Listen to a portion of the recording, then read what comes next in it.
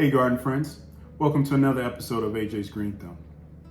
So today has been a very rainy and dreary day. Outside it's cold, it's icy, it's rainy, it's pretty nasty. So on the inside, what I like to do is daydream. I'm working right now on my list of roses that I plan on purchasing.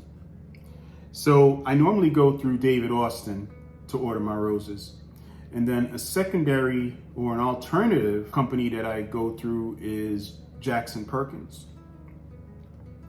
So I figured I'd just do a quick video with you guys and, talk about roses and kind of show you my process as to what I choose and how I go about choosing it. And also kind of focus on having the right rose for the right place. So roses, let's talk about roses for a second. Now roses are like the epitome of flowers, all right? I mean, they are some of the most diverse flowers that I know of. You're talking about different sizes, heights, lengths, the colors, just about every color on the spectrum, different textures, different forms. The list is endless. So how do I go about choosing my rose? I generally figure out where I'm planning on planting a rose. So within my garden, there's several spots that are bare. And I was thinking, why not just come up with a nice list of roses that can fit in those places? So any viewers of the channel that has been watching me for quite some time know that I have a lot of trees in my garden. And so the conditions are generally shade, part shade, and limited sun areas. So I use that to decide what type of rose or roses that'll be appropriate for where I'd like to place them. Now, as far as placement's concerned, I mean, you also got to think of what purpose is the rose serving. Meaning, you may have a rose that you're looking for to fill an arch, or maybe fill a trellis, or maybe you want a more pointed vertical interest, such as a rose to fill an obelisk, or perhaps fill an arbor or something like that, of that sort. So you also have to give thought to as the function of the rose, all right? So you want your rose to provide that function that I just mentioned. You want it to have a certain color. If you're looking for something with a specific fragrance, you want to take that into account as well.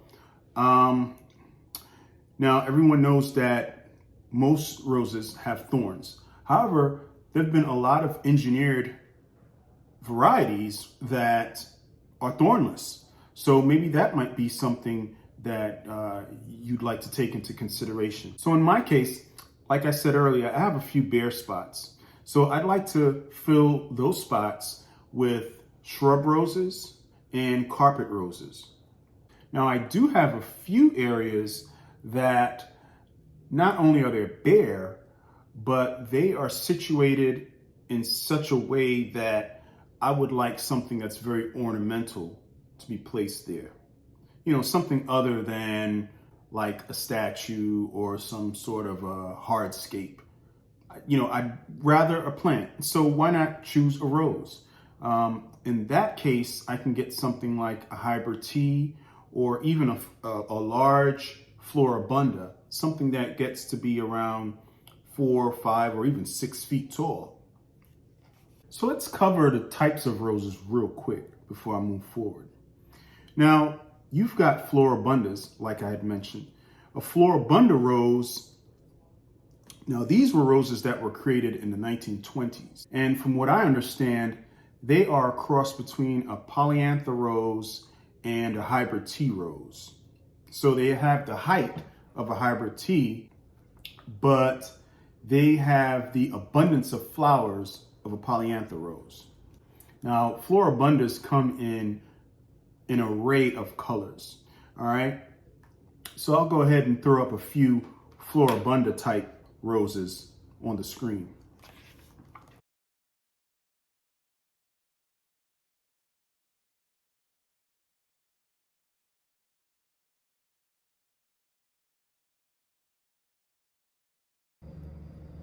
So those are Floribunda roses. Now let's cover roses such as climbers and ramblers. So lately, I've taken a lot of interest in climbers. I think in the garden, providing that vertical interest, using rose specimens, other vines with flowers such as clematis and so forth, I think that really introduces a certain type of charm. My garden, I tend to gravitate to more of a cottage vibe, and climbing roses tend to really add to that interest. So on my channel, you've seen me cover roses such as the Generous Gardener. I'll show a picture of that. I also have a rose called Shropshire Lad. There's another climber I have called James Galway. So these three climbing roses are all within the same, I want to say the same color and tone family, and they all have very pleasing scents. Now with those three climbing roses, they can be placed in different growing environments. So the Generous Gardener, I have actually going up an arbor over a gate, over one of my gates for the backyard. That has a fragrance that reminds me of, I want to say baby powder and myrrh. And it has a very soft, very pale pink tone to it. The James Galway rose, I happen to have over by the shed. I'll throw a picture of that up on the screen. It's actually in a more protected area that is more on the part shade environment. Now the color tones of the James Galway is more of a soft baby pink. It happens to have a bloom style that's more of what they would call a deep cup. So that's another thing with roses. They have different bloom types. So the James Galway has more like a bloom cup. The Generous Gardener has more of an open cup formation to the bloom. So these are some of the specifics that you may want to consider when you're buying a rose for a particular location in your garden.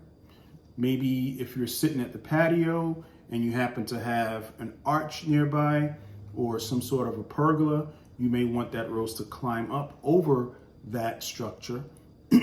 And you may be looking for something that has a double or a semi-double or maybe an open cup formation. You may want something that has a specific fragrance. Some roses have a citrus fragrance to it. One rose that comes to mind is the Lady Banks. So from my experience, the Lady Banks rose has a scent that reminds me of, it's a very light, lemony citrus scent, very soft. And the bloom shape is like a pom-pom shape. I'll throw a picture of that on the screen. Now, the Lady Banks is a specific type of climber. It's called a rambler. So it's a rambler rose. And rambler roses are some of the longest roses that are in existence. Some of them can reach up to 100 feet. Now, the Lady Banks rose is a famous rose here in North America, specifically in Arizona. I want to say Tucson. I might be mistaken. But there, they actually have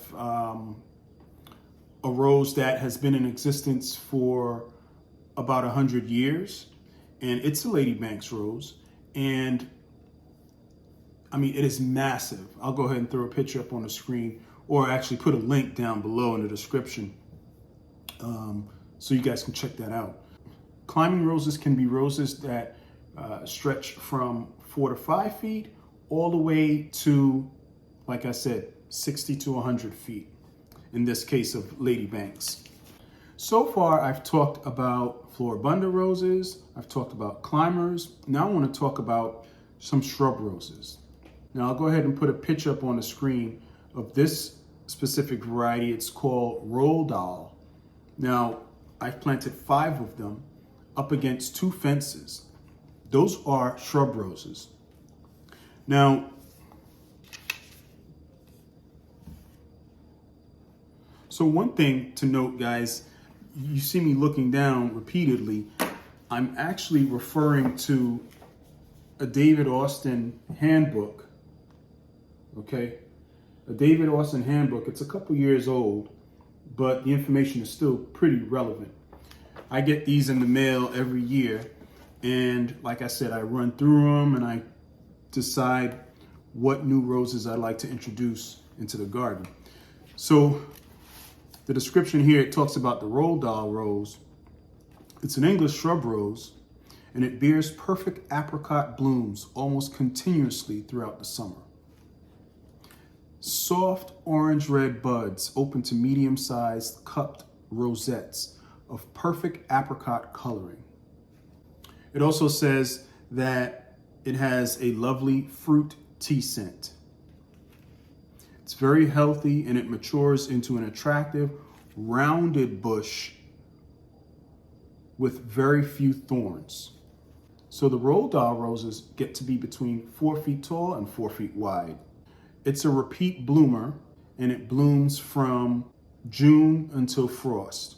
Another shrub rose that I've taken a liking to, and it's very popular, is called the Lady Gardener. Throw a picture up on the screen. I have one in a pot, but I also have 2 that's in the landscape right now. And I'm thinking of changing up the location a bit. They are a little too deep into the bed, and so the height's a little off. So the Lady Gardener gets to be between 4.5 feet tall by 4 feet wide. The Lady Gardener has large, many-petaled, rosette-shaped blooms. Each of the blooms are about 4 inches across. They are a beautiful shade of pure apricot, paling towards the edges. There's a lovely tea fragrance with hints of cedar wood and vanilla. So I've just went over some of the roses that I have. Now I want to cover real quick some roses that I'm eyeing right now that I'd like to add to my garden. So the first one I'm looking at, and firstly, these roses are on the medium to large size because I'd like them to really take up a lot of space and have a lot of presence to them. So the first one is Princess Alexandra of Kent. It's an English shrub rose, and it gets to be between 5 feet tall and 4 feet wide. You can use those in part shady areas, so that's a good thing. So the description, it says, it's magnificent blooms with a delicious award-winning fragrance. The unusually large, bright pink flowers are full-petaled and deeply cupped.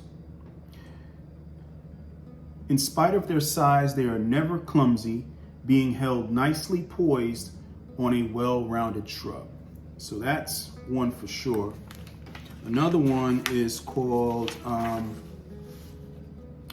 Royal Jubilee. So Royal Jubilee, it's another English shrub rose. So these are large, rich pink, deep chalice-shaped blooms held elegantly on natural, airy growth.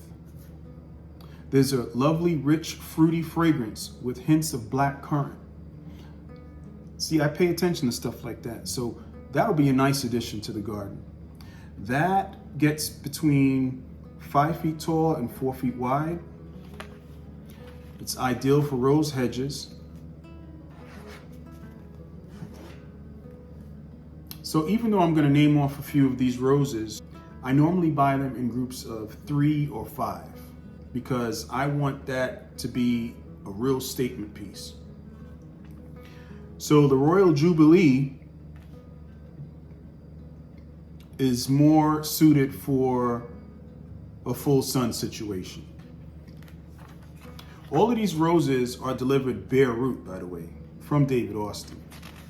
So the packaging is just immaculate. And I've never received a rose that looked subpar. Nothing that looked dead or dried up. It was always supple, firm, and very healthy. And it had new growing leaf tips that were coming out of the rose stalk.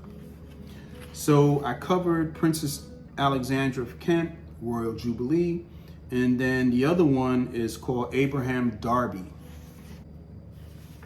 So Abraham Darby is an English shrub rose. It gets between 5 feet tall and 5 feet wide, so that's a nice commanding presence. A well-rounded, vigorous shrub bearing very large cup-shaped flowers in shades of apricot and yellow, becoming coral pink as they age. It has a rich, fruity fragrance with a refreshing sharpness. So that right there, that's very enticing to me. That's up there. That's another rose that belongs in a full sun situation. And last but not least is a Thomas A. Becket. Thomas A. Becket, it's a rose of similar character to the species rose, with natural shrubby growth. The informal rosette flowers are a striking crimson red. Held in medium-sized heads, they nod attractively on their stems. This gets to be between 5 feet tall and 4 feet wide.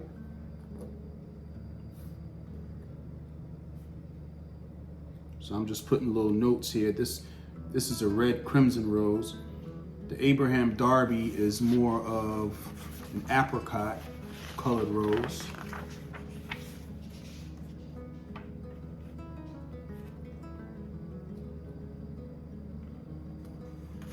And the Royal Jubilee is more of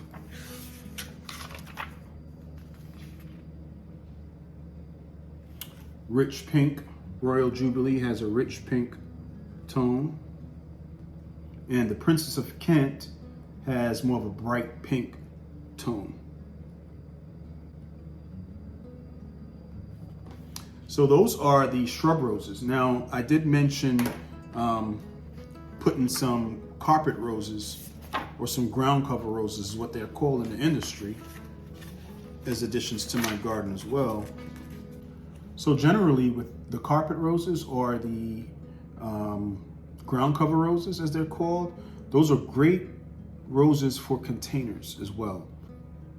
So one last rose that I can use as a shrub rose that gets relatively large is called Roseraie De L'Hay. Okay, I may be mispronouncing it, but I think it's called Roseraie De L'Hay. It's a healthy shrub with large, very fragrant blooms. And it's also a rugosa rose. Now, rugosa roses are very robust, very tough. They have, the leaves have very, very fine hairs on them. They're very drought tolerant. So the Roseraie De L'Hay has elongated buds open to very large, double bright magenta blooms with a very strong perfume. It forms a vigorous, healthy, and reliable shrub with luxurious, glossy apple green foliage. It's great for rose hips, for rose hedges, in a mixed border, and great for attracting bees. So the Roseraie De L'Hay rose gets to be 7 feet tall at maturity and 7 feet wide. So I'll go ahead and scribble that down. So some of the smaller roses I wanted to cover. So this one here is called the Fairy. Okay, the Fairy shrub rose has masses of pom-pom flowers, produced late in the season when many other roses have passed their peak. It's a pretty little shrub with graceful spreading fan-like growth, bearing numerous tiny light pink pom-pom flowers held in sprays. This is a useful rose which starts to flower later in the season and is then continuous. Now in my garden presently I have some roses from the Oh So Easy line. Okay, I'll go ahead and put a picture or a link of that rose type. So with those roses, you can shear them down basically 5 inches from the ground in early spring. And by the end of the season, it'll be at least 3 feet tall and 3 feet wide. So they put on a great amount of height and size, and they're very floriferous. So I think this fairy rose right here will be a great addition. I'll go ahead and put that down. So it's great for small spaces. And what I can do is get like 5 to 7 of them and just plant them in mass. That'll be a nice look. So another small rose is called Roseraie De Rescht. I'm probably mispronouncing that as well. Roseraie, R-E-S-C-H-T,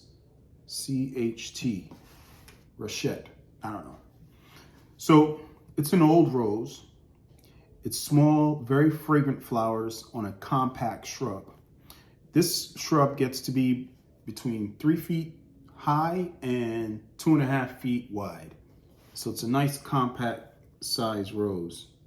So it's a very fragrant variety, bearing small, neat, very double, bright magenta flowers packed full with petals. It forms a compact shrub with shapely, bushy growth. The flowers are held well above the dense, rough textured, deep green foliage. So that's perfect. If I can get 5 of those, I actually have in the new garden bed, which I plan on showing this coming season, I currently have a whole bunch of very dark purple colored irises populating the front of one side of that border. And so next to that, I can probably populate 5 to 7 Rose de Rescht. That'll be a nice look on order. So when you get these roses from the David Austin Company, they come in a box that is roughly 2 feet long by a foot wide, and it's a bare root rose is what you're gonna get. So when you open up the box, actually the box is gonna be relatively light, all right? And you're gonna open it up and it's gonna have a bare root rose that's packaged in plastic. It's gonna be a little moist, which keeps the rose supple and fresh. It'll have some dirt on it. So to prepare the rose for planting, you soak the rose in a pail of water, no more than 2 to 3 days. It varies. Different places you'll read, it'll say, you know, now me personally, I'm ashamed to admit that I've had a rose in a pail up to 2 weeks. Okay. Now I might have changed the water once, but it's not advisable. So you'd soak your rose for several hours. And when you prepare the whole, you want to make sure you put a lot of amended soil in there. All right. You make sure the soil is rich in organic matter, maybe a compost, a mushroom compost, or a well-rotted manure of some sort. You can use some phosphorus, which is great to help the roots develop. I just use Biotone. I'll use some Biotone starter fertilizer. I would mound in the hole. Make sure that your hole is 2 or 3 times as wide as the span of the root span of the rose. And you would make a mound in the center of the hole, and then you would place your root of the rose, okay? You would splay that around that mound, okay? Spread it out over the mound, and then you would backfill. And just make sure that your rose is steady. It is steadily packed in with soil. And you water that in deeply, and you want to keep that soil from drying out in the first season of planting that rose. Some other maintenance tips for roses. You want to try to deadhead and keep your roses clean throughout the season. Not only do you showcase your rose and it looks clean and it looks more attractive, it allows your rose to flower repeatedly. All right. Me personally, I like to fertilize my roses twice a year. So before they wake up in the spring, I'd go through and then I'd prune my roses. All my shrub roses I'd bring down to about a foot off the ground. The ground cover roses I'd bring down a little shorter to about 6 inches off the ground. I would put fresh compost around it. I would fertilize it with rose tone. Espoma makes a rose tone fertilizer product, which is really good. So what you're wanting to do when that rose wakes up in the spring is feed it so that it can get off to a great start. One thing I've noticed though with roses here in the Mid-Atlantic is, and it's probably elsewhere, I get a lot of aphids, specifically after I feed the roses. So that's one thing with aphids. Aphids sense when a plant is in distress or it's going through a stressful growth spurt. And I tend to get a lot of aphids, so I spray for aphids. And I also get a lot of Japanese beetles. I may get that late spring, early summer is when I get the wave of Japanese beetles. So I'd spray for that. But the least toxic way of battling any of those pests is to use a strong stream of water from your hose. All right. Now, if you have plenty roses, you may just want to spray. So you can spray using neem oil. You could make a homemade solution with a teaspoon of dishwashing liquid to each gallon of water. Shake that up, and I'd spray the roses, and that would kind of suppress the population of Japanese beetles and aphids. So in addition to fertilizing twice a year, early spring, I'd go ahead and prune my roses. I deadhead them throughout the season. And if they're climbers, I would make sure I go through and prune any wayward branches. I would continually train my climber canes up against whatever apparatus, whether it be an arbor or an obelisk or even a wall. Okay. Another important tip I would say for roses is to always keep the base of the rose mulched heavily. And if you start seeing black spot, which is created by a fungus, and it's prevalent in very damp or humid situations or growing environments, you want to clean those leaves from the base, and you want to kind of prevent that fungus from spreading, because it will spread. All right. So guys, I appreciate you hanging with me on this video. It's just something that I do every February or late February, is I run through all my catalogs. In addition to, purchasing a lot of seeds, I would purchase my roses. I would go ahead and get a lot of bulbs. Like on certain years, I'd go ahead and restock my dahlia tubers. I would get a lot of caladiums. I would purchase a lot of elephant ears. So again, thanks for hanging with me. And I hope you guys were inspired with some of the selections I had here. Take a look at David Austin. Take a look at the David Austin website. It's worth it. Even sign up for the newsletter and they'll send you a pamphlet every year. And you'll have a great reference for a multitude of roses, for a multitude of applications. All right, so I'll see you guys on the next episode. Thanks for watching. This is AJ's Green Thumb.